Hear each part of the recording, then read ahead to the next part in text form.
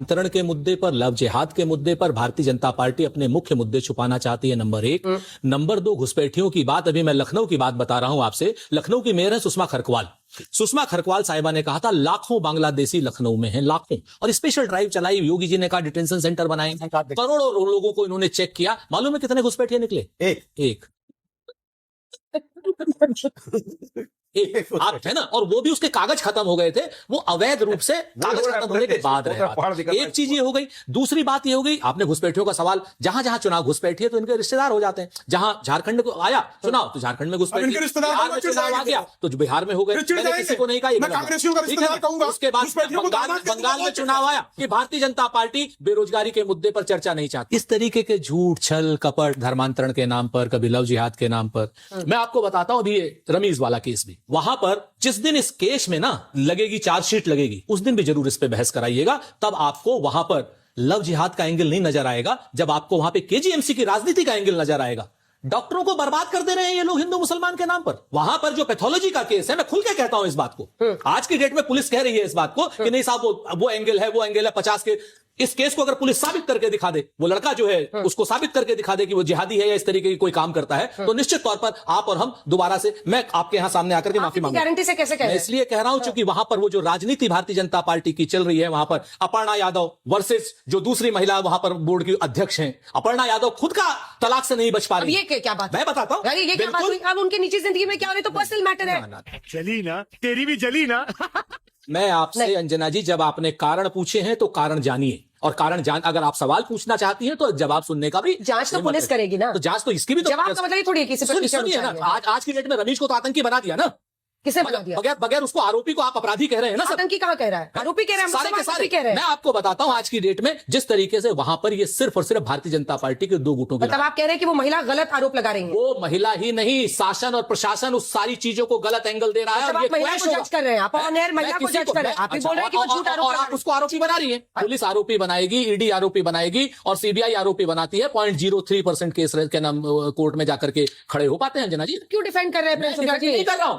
कृपा करके बता, जो भारतीय जनता पार्टी जो सारी आपका जहर बोया हुआ, कृपा करके बता दीजिए अंजना जी कि इस देश में कोई भी पुलिस कोई मामला दर्ज करे, जब तक प्रथम दृष्टया प्रमाण नहीं होगा, अदालत उसका संज्ञान लेता है क्या? अदालत संज्ञान ही तभी लेगा जब प्रथम दृष्टया प्रमाण होगा, तभी उसकी कस्टडी होगी, तभी उसकी इंक्वायरी आगे बढ़ेगी, तभी उसके एफआईआर पर जो है जांच आगे बढ़ सकती है। तो आप जो है धर्मांतरण का केस ही नहीं है, ये आपके यूनिवर्सिटी की पॉलिटिक्स है। इस तरह लव जिहादियों के धर्मांतरण नहीं हो रहा है। भारतीय जनता पार्टी की इंटरनल पॉलिटिक्स। श्रीमान सुरेंद्र राजपूत जी का कहना है कि महात्मा गांधी ने 237 पत्र मुझे चर्च को लिखे और कहा कि धर्मांतरण रोका जाना चाहिए।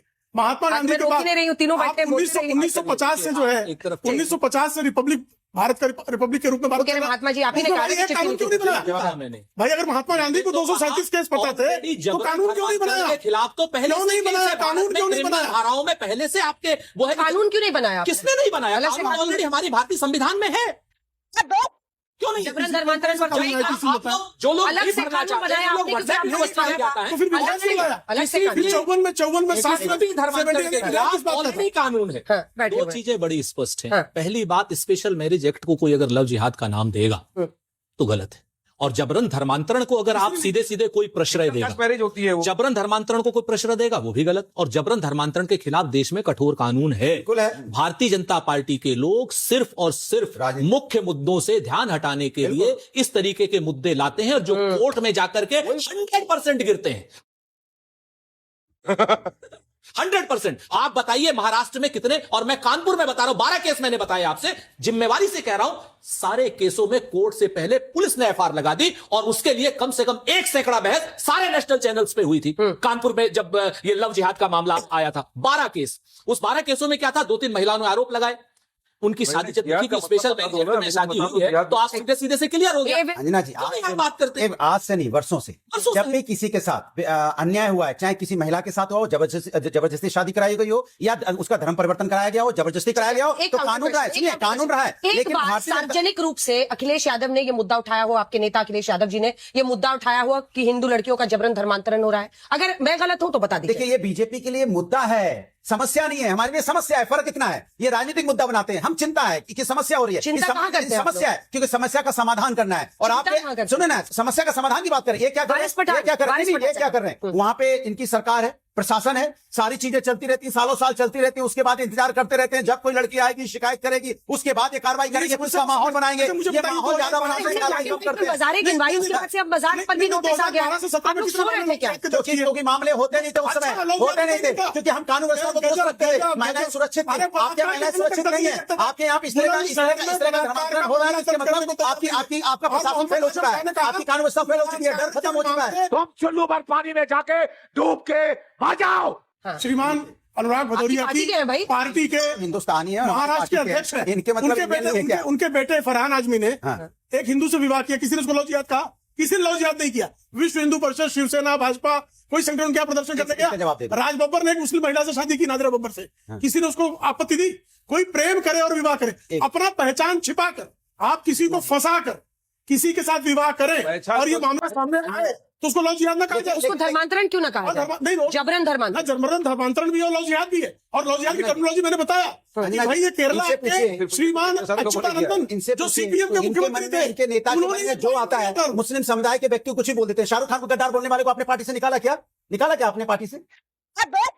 अरे कुछ नहीं, आप बीजेपी की तरफ से आए, आपको बधाई। अब आप ज्यादा मत बोलिए, आप बैटिंग आप कर नहीं पा रहे, बोल तो पा रहे नहीं। हम न्याय की बात कर रहे हैं, आप बीजेपी की बात कर रहे हैं। मैंने कहा किसी भी बच्ची के साथ अगर अन्याय होता है, चाहे धर्म परिवर्तन करके हो, चाहे कोई उसको झूठ बोल के उससे शादी करता हो, तो उसके ऊपर कार्रवाई होनी चाहिए। मैं ये बोल रहा हूँ, आप वो बोलने को तैयार नहीं हो।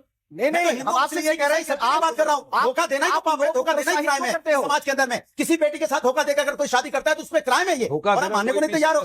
शुक्ला जी, चुनाव खत्म हो जाएगा, उसके बाद खत्म हो जाएगा, धर्मांतरण खत्म, घुसपैठ खत्म। झारखंड में कितने घुसपैठिए निकाले आप? बिहार में कितने? हर जगह से निकाल रहे झारखंड में एक ही मुद्दा उठ रहा था, बिहार में से झूठ घुसपैठिए निकाल रहे। सिर्फ दिल्ली से भी 2,500 घुसपैठिए सिर्फ दिल्ली से निकाले। झारखंड में घुसपैठिए निकालने का झारखंड की सरकार का नहीं है, सरकार का काम जो है।